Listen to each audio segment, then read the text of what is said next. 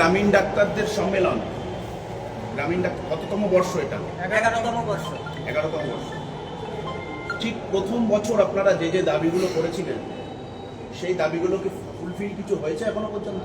সম্পূর্ণটুকু হয়নি, আংশিক। এটা আমাদের কাছে প্রয়োজনের তুলনায় খুবই কম। কি কি মূল দাবি ছিল আপনাদের প্রথম থেকে? আমাদের মূল দাবি ছিল আমাদের ট্রেনিং এবং আমাদের স্বীকৃতি। কিন্তু ট্রেনিংটা নামে মাত্র একটা ট্রেনিং দেওয়া হচ্ছে বটে, কিন্তু সেটা আমাদের জন্য যথেষ্ট নয়। এবং স্বীকৃতি তো কোনো প্রশ্নই নেই, যে ট্রেনিং দেওয়া হচ্ছে তার বিনিময়ে কোনো আমাদের শংসাপত্রের কোনো ব্যবস্থা নেই। এবং সরকারের কাছে আমাদের এটাই দাবি যে আমরা যেন উপযুক্ত ট্রেনিং এবং তার বিনিময়ে আমরা যেন একটা শংসাপত্র পাই, যেটা দিয়ে আমরা আমাদের প্রফেশনাল লাইফকে আরও এনকারেজ করি। সবচেয়ে যদি বড় সমস্যা বলতে হয় 1, 2, 3 করে কি আছে এখন? আমাদের সামনে বড় সমস্যা সেটা হচ্ছে যে সরকারিভাবে আমাদেরকে স্বীকৃতি দেওয়া হয়নি। এটা আমাদের কাছে একটা বড় সমস্যা। আমরা সমাজে যেভাবে আমাদের সার্ভিসটা দিয়ে থাকি তার বিনিময়ে সরকারি তরফ থেকে কোনো ধরনের কোনো রেমুনারেশন বা কোনো ধরনের কিছুই আমাদেরকে দেওয়া হয় না, কোনো সার্টিফিকেশনও দেওয়া হয় না। তো আমরা চাই সেটার ব্যাপারে প্রথম। দ্বিতীয়ত হচ্ছে আমাদের যে প্রশাসনিক যে হ্যারাসমেন্ট মাঝে মাঝেই হয়ে থাকে আমাদের উপরে, সেই জায়গাটা আমরা যেন বন্ধ করতে চাই, যেন আমাদের উপরে কোনো প্রশাসনিক হেনস্থা না হয়। এটা আমাদের একটা মূল দাবি। এছাড়াও একটা আইডেন্টি কার্ড অন্তত আমরা যারা আমাদেরকে সরকার বলেছে আমরা আরএসসিপি বা আইএসসিপি, সেই অর্থেই অন্তত একটা আইডেন্টি কার্ড প্রত্যেকের নামে ইস্যু হোক, যারা আমরা অ্যাসোসিয়েশনের মধ্যে আছি, যে সেই আইডেন্টি কার্ডটা অন্তত প্রশাসনের লোক বা যে কোনো কেউ আসলে অন্তত শো করতে পারি যে হ্যাঁ আমরা সরকারের দ্বারা স্বীকৃত। এই আইডেন্টি কার্ডের ব্যাপারেও আমাদেরকে কোনোরকম কোনো পাত্তা দেওয়া হয়নি বা কোনোরকম কোনো আমাদেরকে কিছুই গুরুত্ব দেওয়া হয়নি। সেক্ষেত্রে দেখা যায় যে গ্রামীণ চিকিৎসকদের রাত বিরেতে সবসময় আপনাদের ছুটে যেতে হবে। গত পরশুদিনও আমি রাত 1:30টার সময় অশোকনগর কল্যাণগড় এলাকায় একজনের প্রচণ্ড পেটে ব্যথার সঙ্গে লুজ মোশন, তার হসপিটালে যাওয়া সম্ভব না, তার বাড়িতে গিয়ে রাত 1:30টার সময়ও পরিষেবা দিয়ে এসেছি। কিন্তু এগুলো করেও আমাদের সঙ্গে যে দুর্ব্যবহার, সেটা এখনো পর্যন্ত কিন্তু আমরা সেই দুর্ব্যবহারের থেকে রেহাই পাইনি। আপনাদের সংগঠনের সেক্রেটারি মহাশয়টি কদিন আগে ডেকে ড্রাগ ডিপার্টমেন্ট হ্যারাসমেন্ট করেছে, এটা একটা অভিযোগ উঠেছে এবং নানা জায়গায় এটা নিয়ে খুব সমালোচনা হচ্ছে। এটা নিয়ে কী বলবেন? কী হয়েছিল ঘটনা? সেটা আমার চেম্বারে ড্রাগ অফিসার এসেছিল। চেম্বার পুরোটা বলুন। ফুলতলা বাজারে আমার অফিস চেম্বার, সেখানে ড্রাগ ইন্সপেক্টর এসেছিল। এসে বলেছিল যে আপনি কোনো আপনার লাইসেন্সদারি দোকান? তো আমি বলছি যে না, আমার তো লাইসেন্সদারি দোকান না, আমি একজন গ্রামীণ ডাক্তার। তো বললো আপনি তো এইভাবে ওষুধপত্র নিয়ে এটা করতে পারেন না এইভাবে। তো আমি বলছি দেখেন, আমাদের তো সমস্ত গ্রামীণ ডাক্তাররা ঠিক এইভাবেই করি আমরা।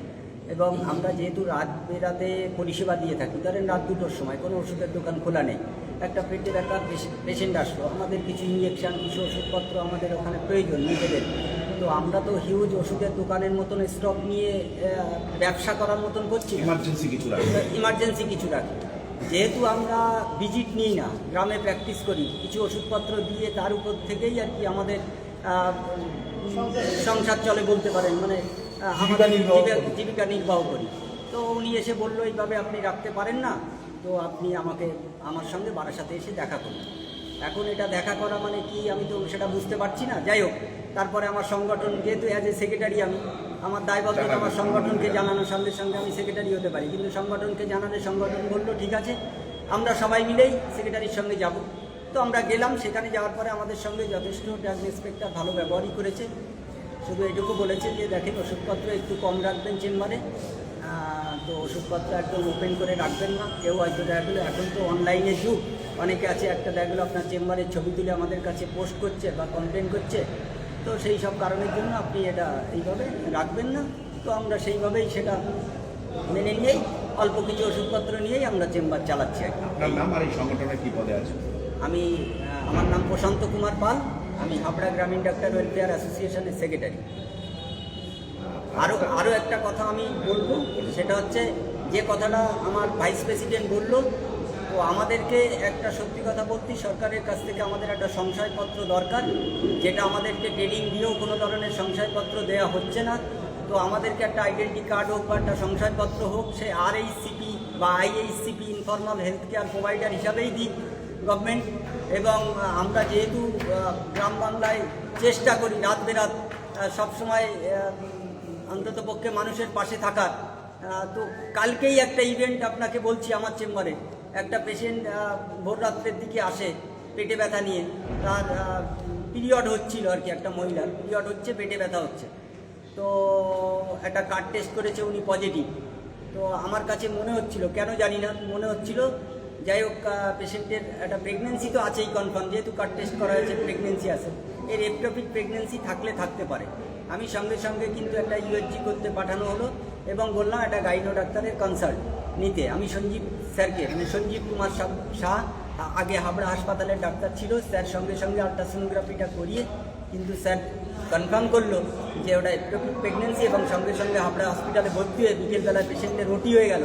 সবথেকে বড় কথা হচ্ছে পেশেন্ট পার্টি আমাকে 5 বার অন্তত ফোন করেছে, আপনার জন্য আমার মেয়েটা আজকে বেঁচে গেল, বললো এটা ফেটে গেলে না মরে যায়। এইসব পেশেন্ট পার্টি আমাকে অভিজ্ঞতার দামটা তো পাচ্ছি না। এই জায়গাটাই হচ্ছে সরকার আমাদেরকে আরও একটু ট্রেনিং দিয়ে আমাদেরকে আরও একটু কাজে যদি লাগায়, তাহলে আমরা হয়তো আর একটু ভালো কিছু করতে পারবো, এই আশা আকাঙ্ক্ষা। এবং যাতে সবাই আমরা আমাদের রুজি চালাতে পারি, এটা করে সরকারের কাছে এটা আমাদের বিনীত অনুরোধ। সাধনবাবুর কাছে একটা প্রশ্ন আছে, সেটা হচ্ছে এই যে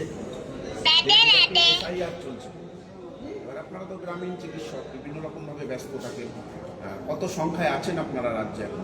2,70,000 মতো আমাদের গ্রামীণ চিকিৎসক আছে। এসআইআর নিয়ে আপনাদের কিরকম হয়রানি হচ্ছে? এসআইআর নিয়ে তো যথেষ্ট হয়রানি হচ্ছে, এবং আমরা যেহেতু একটা পেশার সঙ্গে জড়িত এবং যে পেশাতে আমাদের সর্বক্ষণ নিয়োজিত থাকতে হয়, তার মধ্যে যদি আমাদের এসআইআর হয়রানি যদি হয়, তাহলে সেটা আমাদের পেশাগতভাবে এবং পরোক্ষে রোগীদেরও সেই বিড়ম্বনা আর কি তৈরি হয়, যাতে করে আমাদের এসআইআরের যে হ্যারাসমেন্ট এটা যেন না হয়। কারণ একটা দিন দুটো দিন যদি আমাদের সেই এসআইআর লাইনে গিয়ে যদি দাঁড়াতে হয়, তাহলে সেক্ষেত্রে আমাদের পরিষেবা ব্যাহত হবে এবং গ্রামীণ লোকেরাই সাফার হবে। সেক্ষেত্রে কি আপনাদের স্পষ্ট বক্তব্য? আমাদের স্পষ্ট বক্তব্য যে আমাদেরকে যেন অন্তত এই এসআইআর এর হয়রানি থেকে রেহাই দেওয়া হবে। তো সেই রেহাই কি মিলছে? না, সেটা এখন মিলছে না। সেক্ষেত্রে কি করবেন আপনারা, সংগঠনভাবে কি সিদ্ধান্ত নেবেন? সংগঠনগতভাবে আমরা চাইছি যে আমরা আপনাদের মাধ্যমে, মিডিয়ার মাধ্যমে এটুকু বলতে চাই, সেটা হচ্ছে যে আমাদের যেন এসআইআর এর হয়রানি করা যেন না হয়, এইটুকু দাবি আমরা নির্বাচন কমিশন তথা সরকারের কাছে জানাচ্ছি। আপনার নাম আর পরিচয়? আমি সাধন কুমার নাগ, হাবড়া গ্রামীণ ডক্টর ওয়েলফেয়ার অ্যাসোসিয়েশনের প্রেসিডেন্ট। আচ্ছা, বেশ কিছু ডকুমেন্টস, বেশ কিছু ডাক্তারবাবুর ডকুমেন্টস নিয়েই বলে হয়রানি হচ্ছে। প্রায় আপনাদের 2,70,000 মেম্বারের মধ্যে অনেকেই অভিযোগ করছেন ডাক্তারবাবুরা যে তাদের ভোটার লিস্ট থেকে নামও বাদ চলে যেতে পারে, হয়রানির শিকারও হয়েছে। কি বলবেন সেটা, তাদের যদি বাদ দিয়ে দেওয়া হয় ভোটার লিস্ট থেকে? আমরা চাই যে তাদেরকে যেন ভোটার লিস্ট থেকে কোনোভাবে বাদ দেওয়া না হয়, এবং আমাদের দাবি যে তাদের প্রপার ডকুমেন্ট সহ তাদেরকে যেন আবার ভোটার লিস্টে যেন নাম রাখা হয়, সেটাই আমাদের দাবি। এবং কোনোভাবে হয়রানি যেন না হয়, কারণ আমরা হয়রানির শিকার হলে পরোক্ষভাবে আমাদের গ্রামীণ এলাকায় যারা আছেন তাদের স্বাস্থ্য পরিষেবাটাই ব্যাহত হবে। কোনো এসআইআর যদি আপনাদের কারোর নাম বাদ যায়, তাহলে কি আপনারা কর্মবিরতি করবেন? যদি দেখেন যে বেশ কিছু ডাক্তারবাবু নাম বাদই চলে গেল ভোটার লিস্টে, তাহলে কি আপনারা কর্মবিরতি করবেন? সেটা ভবিষ্যতে দেখা যাবে, সেটার কারণ কার্য সেগুলোকে লক্ষ্য করে আমরা স্টেপ বাই স্টেপ এগোবো।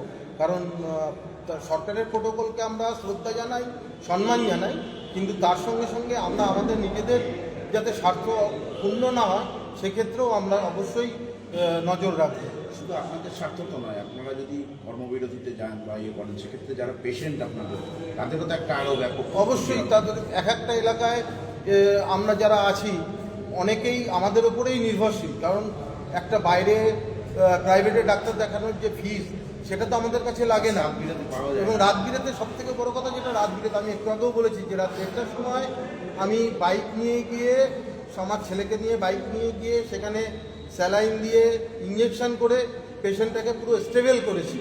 সেটা কিন্তু সম্ভব নয় সাধারণ যারা এমবিবিএস আছেন বা যারা বড় মাপের ডাক্তার আছেন তাদের ক্ষেত্রে। যেমন আমার সেক্রেটারিও বললেন যে রাত্রিবেলা ওই এক্টোপিক প্রেগনেন্সি সেটা ডিটেক্ট করেছিলেন বলেই, চিন্তা করেছিলেন বলেই পেশেন্টটা আজকে বেঁচে গেল। এরকম অনেক ক্ষেত্রেই আমরা পেশেন্টদেরকে জীবনহানির থেকে রক্ষা করার আপ্রাণ চেষ্টা করি আমাদের জ্ঞান এবং আমাদের যে অভিজ্ঞতা তার মাধ্যম দিয়ে। আর সেক্ষেত্রে আপনাদের এখানেও তো বিভিন্ন রকম, আজকে যেমন বিএমওই সাহেব ছিলেন, আগেও সুপার এসছেন বিভিন্নবার, তাদের যখন আপনারা বারবার জানান, তাদের বিএমওই সাহেব উদ্যোগ নেয় না, বিএমওই সাহেব আমাদের সঙ্গে সুন্দরভাবে সহযোগিতা করেন এবং এর জন্য আমরা সুপারও আমাদের সঙ্গে সহযোগিতা করেন এবং যে কোনো ক্ষেত্রেই আমাদের যদি কোনো রকম কোনো কোয়ারিজ থাকে তারা আমাদের পাশে এসে দাঁড়ায়। এর জন্য আমরা তাদের কাছে আমাদের সংগঠনের পক্ষ থেকে কৃতজ্ঞ। এই যে দেখা যাচ্ছে যে সাধারণত মানুষরা কি করে, ভোটের আগেই তাদের দাবিপত্র নিয়ে একটু চরম আন্দোলনে যায়, বা এই রাজ্যেও সামনে আসন্ন ভোট, আপনাদের কি কিছু ভাবনা আছে, কিছু কঠিন অবস্থান বা কিছু? কঠিন অবস্থান এক্ষুনি আমরা বলতে পারি না, কারণ যেহেতু আমরা একটা সমাজের একটা ভালো জায়গায় বিলং করি, সেই জন্যে আমরা তো সেই জায়গাটাতে হঠাৎ করে লাফাইয়ে নামতে পারি না। কিন্তু আমাদের দাবি এর আগেও জানিয়ে এসেছি, এখনও জানিয়ে যাচ্ছি। সাধনবাবুর কাছে একটু যাই। সাধনবাবু, এই যে ভোটের আগেই তো মানুষ দেখা যায় যে বিভিন্ন তাদের দাবিগুলোর পূরণ করার জন্য একটু কঠোর অবস্থান নেয় বা বিভিন্ন আন্দোলন করে, কারণ হাবড়া ও বৃহত্তর স্বার্থে গ্রামীণ ডাক্তারদের সাথে আপনাদের কি কোনো রকম ভাবনা চিন্তা আছে? মুখ্যমন্ত্রী অনেকবারই আশ্বাস দিয়েছেন আপনাদের। আমরা সরকারি তরফ থেকে বিভিন্ন আশ্বাস তো পেয়েই থাকি, কিন্তু আসলে আমাদের কিন্তু সেই ধরনের সে আশ্বাস পূরণ হয় না। এবং সেক্ষেত্রে বিগত দিনে আমরা গত কয়েকবারই আমরা সিএমওইস অফিসে আমরা ডেপুটেশন জমা দিয়েছি আমাদের দাবি দেওয়া সম্বলিত। আমরা বিএমওইস অফিসেও আমরা আমাদের দাবি দেওয়া সম্বলিত আমাদের ডেপুটেশন জমা দেওয়া আছে। তো সেক্ষেত্রে আমরা সরকারের তরফ থেকে এখনো পর্যন্ত কোনো আশ্বাস ছাড়া আর অন্য কোনো কিছু আশ্বাসের বাস্তবায়ন আমাদেরকে হয়নি এবং আমরা কিন্তু সেই ধরনের কিছু পাইনি। সংগঠনের দিক থেকে কোনো কিছু ভাবনা চিন্তা করছে না? একদিকে এসআইআর এর চাপ, একদিকে কেন্দ্রীয় সরকারের চাপ, একদিকে রাজ্য সরকারও আপনাদের কোনো রকম স্বীকৃতি দিচ্ছে না, এভাবে কি চলবে? না, এইভাবে চলতে পারে না। যেমন আজকেও আমাদের ব্লক স্বাস্থ্য আধিকারিক যিনি ছিলেন, আমার কাছে আমরা সুনির্দিষ্ট কিছু প্রস্তাব রেখেছিলাম, যেটা শুনলেন এখানে আমার সেক্রেটারি বললেন বা আমার সহসভাপতি বললেন, এমনি আরও কিছু আছে। যেমন মাঝখানে আমাদের একজন সদস্য একজন কার্ডিয়াক পেশেন্টকে শুধু সার্টিফিকেট দিয়েই হাবড়া হসপিটালে পাঠিয়েছিল। পেশেন্ট ওখানে পৌঁছানোর আগে মারা যায়। তো পেশেন্ট পার্টি কিন্তু ওখানে যে বলছে দিয়ে একটা ওষুধ খাওয়ালো, তার জন্য মারা গেল। আমরা এই জায়গাটা থেকেই বেরিয়ে আসতে চাইছি। আমরা সুনির্দিষ্টভাবে সেটা চাইছি যে আমাদের প্রত্যেকের, আপনারা হয়তো জানেন মমতা বন্দ্যোপাধ্যায় আমাদের সঙ্গে আমরা 15 সালে একটা আন্দোলন করেছিলাম। সেই আন্দোলনের পরে আমাদেরকে একটা আইএসসিপি হিসেবে উনি একটা সমীক্ষা করিয়েছিলেন, যদিও সেখানে অনেক গলত থেকে গেছে। যেমন আমার সেক্রেটারি নামও সেখানে নেই, যারা করেছিলেন তাদের কিছু ভুল ত্রুটির জন্য। তা আমরা সেটা দাবি করে আসছি তখন থেকে। ওইটার উপর বেস করেই যদি আমাদেরকে একটা অন্তত শংসাপত্র, মানে আমাদের একটা আইডেন্টি কার্ড বা কিছু দেওয়া, যাতে আমরা যেই পেশেন্টগুলোকে করে পাঠাচ্ছি, কারণ স্বাস্থ্য পরিষেবার আমরা একটা অঙ্গ, আমরা বৃহত্তর অঙ্গ। আমরা যদি আমরা ওই যে সার্টিফিকেটটা আমরা লিখে দিতে পারি, তাহলে সেই ডাক্তারবাবুর পক্ষে কিন্তু তারপর থেকে ট্রিটমেন্ট করাটা সুবিধা। তাহলে আমাদেরকে মিথ্যে ইয়েতে পড়তে হয় না। এবং আমরা আজকেও একটা দাবি জানিয়েছি যে আমাদেরকে একটা আই কার্ড দেওয়া হোক, যাতে হসপিটালে আমরা ওই নাম্বারের ভিত্তিতে পাঠালে ডাক্তারবাবুরাও বুঝতে পারেন যে বা আমাদেরকে যোগাযোগ করে নিতে পারে। এই জায়গাটুকু হবে, তাহলে আমার মনে হয় তাদের সাধারণ সদস্য, মানে সাধারণ যে মানুষ, তারা আরও বেশি পরিষেবা পাবে। আরেকটা জিনিস আমি আপনাদের মাধ্যমে কেন্দ্রীয় সরকারকেও বলতে চাই, আসন্ন জনগণনা, আমি জানি না সেখানে প্রফেশনের জায়গাতে আমাদের প্রফেশনের কোনো জায়গা আছে কি না। কারণ অবশ্যই এখন ডিজিটাল যুগ, ডিজিটালই হবে। সেখানে যদি প্রফেশনের ক্ষেত্রে আদার্সে না যেয়ে আমরা গ্রামীণ চিকিৎসক এই হিসেবে যদি ওনারা একটা দেয়, শুধু আমরা পশ্চিমবাংলার কথা বললাম, আমাদের 2,70,000, সমস্ত ভারতবর্ষেই কিন্তু সেটা আছে। এবং এটা স্বীকৃত যে আমাদের এখানে সেই আয়ুর্বেদ থেকে শুরু করে গ্রামীণ চিকিৎসা ব্যবস্থায় এখন অত্যাধুনিক জায়গাতে গেছে। আমরা কিন্তু সেই গ্রামীণ চিকিৎসা ব্যবস্থাটাকে এখনো ধরে রেখেছি। ওয়েস্ট বেঙ্গলেরও প্রচুর মানুষ বাইরে এই ট্রিটমেন্টের সঙ্গে বাইরে থাকে, যাচ্ছেন। এবং আমাদের এখানেও আমাদের অনেক সদস্য আছেন যারা বাইরে ইয়ে করেন। সেই ক্ষেত্রে যদি আমাদেরকে ওরকম একটা আইডি কার্ড দেওয়া হয়, এবং যেটা আমাদের পেশার স্বীকৃতি হিসেবে আমাদেরকে যদি অন্তত আসন্ন জনগণনা, আমরা আপনাদের মাধ্যমে মিডিয়ার মাধ্যমে সরকারের কাছে অনুরোধ রাখবো, যেখানে গ্রামীণ স্বাস্থ্য চিকিৎসকদেরকে একটা স্বীকৃতি দেওয়া হয় এজ এ প্রফেশন, সেটা যাতে থাকে। না হলে আজকে আপনি আমাদের আপনারা যে কোশ্চেনটা করছিলেন আন্দোলন, দেখুন আন্দোলন করা যায়, কিন্তু আমরা বৃহত্তর সমাজের কথা ভেবে আমাদের যে এই যে আজকে আমরা এখানে সম্মেলনে এসেছি, আমাদের প্রত্যেক ডাক্তারবাবুর কাছে 2, 4, 5টা করে ফোন আসছে, আমাদের যে পেশেন্টরা আছে তারা সাফার করছে, আমরা জানি, কিন্তু আমরা আন্দোলন করতে পারি না শুধু ওই একটা দিকে তাকিয়ে যে আমরা যদি বন্ধ করি তাহলে গ্রামীণ ডাক্তারবাবুরা কোথায় যাবে। আমরা করোনার সময় গ্রামের মানুষরা কোথায় যাবেন সেটার জন্য আমরা করোনার সময় যখন এখানে কোথাও কোনো প্রশিক্ষিত চিকিৎসক বাবুরা ছিলেন না, আমরা মস্তপুর 1 নম্বর পঞ্চায়েত, 3 পঞ্চায়েত, 4 পঞ্চায়েত, বিভিন্ন পঞ্চায়েতে আমরা গভর্নমেন্টের সঙ্গে সহযোগিতায় আমরা ক্যাম্প করেছি। ক্যাম্প করে গ্রামীণ জনসাধারণের পাশে ছিলাম, তাদেরকে চিকিৎসা পরিষেবা দিয়েছি। আমরা শুধু ওনাদের দিকে তাকিয়ে ওরকম বৃহত্তর আন্দোলনে যেতে পারছি না, কর্মবিরতি বা না হলে আমরাও 2,70,000 এর মধ্যে 2 লাখ নিয়ে আমরা কলকাতাতে আন্দোলন করতেই পারি। কিন্তু এটা কতদিন মানে আপনাদের, কিন্তু সেটা অবশ্যই আমরা সেটা নিয়ে আজকে সম্মেলনে আমাদের কিছু প্রস্তাব আছে, আমরা পরবর্তীতে আপনাদেরকে জানিয়ে দিতে পারবো আমাদের কী ধরনের আন্দোলনের রূপরেখা, যেটা আসন্ন ভোট আমরা হয়তো প্রত্যেকটা রাজনৈতিক দলের সঙ্গে যোগাযোগ করব, তাদের সঙ্গে আমাদের দাবি দেওয়া তাদের কাছে বা জানাবো বলে আমরা করছি। যদি না হয় তাহলে আমরা বৃহত্তর আন্দোলনের চিন্তা ভাবনা। আমার নাম সমীরণ চক্রবর্তী, আমি সাংগঠনিক সম্পাদক হাবড়া গ্রামীণ ডক্টরস ওয়েলফেয়ার অ্যাসোসিয়েশন। আরেকটু কথা বলবো, বেশি বাড়াবো না। আরেকটু কথা বলবো আপনাকে, সেটা হচ্ছে আমি উত্তর চব্বিশ পরগনা ডিস্ট্রিক্টেরও সেক্রেটারি গ্রামীণ ডক্টরদের, যেটা পল্লী চিকিৎসক সংযুক্ত সংগ্রাম কমিটি। তো সেই জায়গায় দাঁড়িয়ে বলবো, আপনি যে কথাটা বললেন, আমাদের খুব কাছাকাছি ইমিডিয়েটলি নির্বাচনের আগেই আমরা একটা স্বাস্থ্য ভবন ডেপুটেশন দেব, এরকম একটা সিদ্ধান্ত আমরা নিচ্ছি রাজ্য দাবির জন্য। স্বাস্থ্য একদম পুরো রাজ্য কমিটি ব্যাপী আমাদের রাজ্য কমিটির সিদ্ধান্ত অনুযায়ী আমরা একটা ডেপুটেশন দেব স্বাস্থ্য ভবনে, এটা আমরা নির্বাচনের আগে দেব। এরকম একটা জায়গায় আমরা এগোচ্ছি, যেটা আমাদের যাতে আমাদের ট্রেনিংয়ের ব্যবস্থা করা, আমাদের স্বীকৃতির দাবি, আমাদের যদি অদূর ভবিষ্যতে আমাদের জন্য একটা ভাতার দাবি, বিভিন্ন দাবিতে সরকার বাহাদুরের কাছে আমাদের একটা আর্জি জানাবো। পাশাপাশি হাবড়ার বিধায়ক জ্যোতিপ্রিয় মল্লিক, তার কাছেও কিন্তু দাবিপত্র আপনারা পেশ করেছি, বিভিন্ন সময়ে তার কাছেও দাবিপত্র পেশ করেছি। সে যতটুকু পারে সহযোগিতা করার চেষ্টা করেছে, সব হয়তো করে উঠতে পারিনি, বাকিটা আমরাও আবারও হয়তো তার কাছে যাব, প্রতি মুহূর্তে তার সঙ্গে যোগাযোগ করি। আমরা হাবড়া মিউনিসিপ্যালিটির চেয়ারম্যান নারায়ণ শাহ মহাশয়, উনিও আমাদের সব সময়, বা হাবড়ার যে আইসি আছে অনুপম বাবু, যারাই আছে না কেন, বা আমাদের যে 5 জন বিএমওইস আছে, হাবড়া ব্লক 1, হাবড়া ব্লক 2, গাইঘাটা, দেগঙ্গা, বাদুড়িয়া, এই যে 5 জন বিএমওইস, হাবড়া সুপার, এরা প্রত্যেকেই আমাদের হাবড়া গ্রামীণ ডাক্তার ওয়েলফেয়ার অ্যাসোসিয়েশনের হিতাকাঙ্ক্ষী বলতে পারেন। সবাই সহযোগিতা করে, অ্যাজ এ সেক্রেটারি হিসাবে গিয়ে এদের কাছে গিয়ে যথেষ্ট সুযোগ সুবিধা সহযোগিতা পাই, এটুকু বলতে পারি। সেই জায়গায় দাঁড়িয়ে হাবড়া গ্রামীণ ডাক্তার ওয়েলফেয়ার অ্যাসোসিয়েশন অনেক বেটার জায়গায় আছে, এটা আমি বলতে পারি। তার আগে একটা বলি যে রাজ্য সরকার বা সব রাজ্যের সরকার এবং কেন্দ্রীয় সরকার তারা কিন্তু জানেন যে আমাদের চিকিৎসা ব্যবস্থার 67% কিন্তু এই গ্রামীণ চিকিৎসকদের উপরে নির্ভরশীল এই ভারতবর্ষে তথা পশ্চিমবঙ্গে। তা সুতরাং এটা তারা আমাদের এই কথাটা মাথায় রেখেই তাদের যে কোনো পদক্ষেপ নেওয়া উচিত, এটা আমার মানে অনুরোধ সরকারের কাছে। কি অনুষ্ঠান হলো, কারা কারা বিশিষ্টরা এলেন আজকের অনুষ্ঠানে?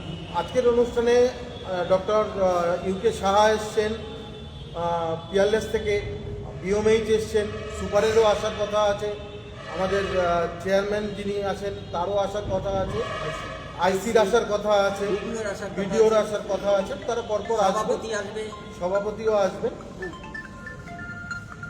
আমার নাম অঞ্জন কুমার বিশ্বাস, আমি সহসভাপতি হাবড়া গ্রামীণ doctor welfare association. Thank you.